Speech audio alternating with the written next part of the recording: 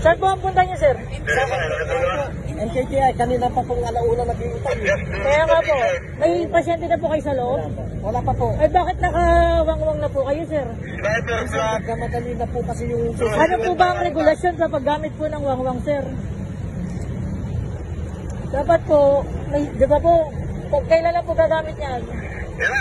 Kapag may pasyente po na talagang kailangan po ngayon dalhin na, emergency na po. Pasensya na po, talagang nagkamadali po. Ano po gagawin niyo sa ano?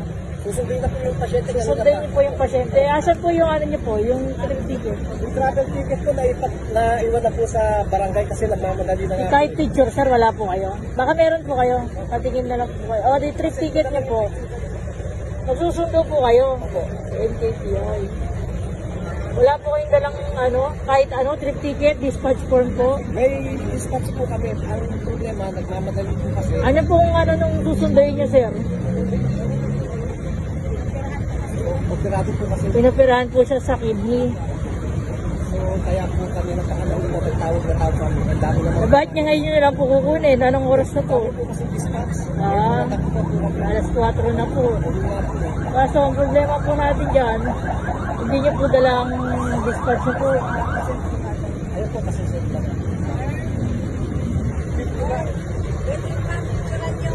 Yung kay Tulit, Sa NTV. travel ticket natin sa kay Kasi di ba? Yung trip ticket po. Iba po kasi yung trip ticket sa dispatch form po, sir, di ba? Iba po. Nakatuturan mo yung sa dispatch Dapat dinadala niyo po. Maganda na lang. Wala pa po pala kayong pasyente. Nagbuwangwang na po kayo. Pasensya po kasi tagig pa po kami galing. So, alauna pa po siya nagpapasok po. Kaya nga po, yung problema nga po, may guidelines po tayo daan eh.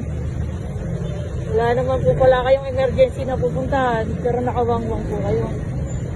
Kairam na lang po ng license niyo, sir.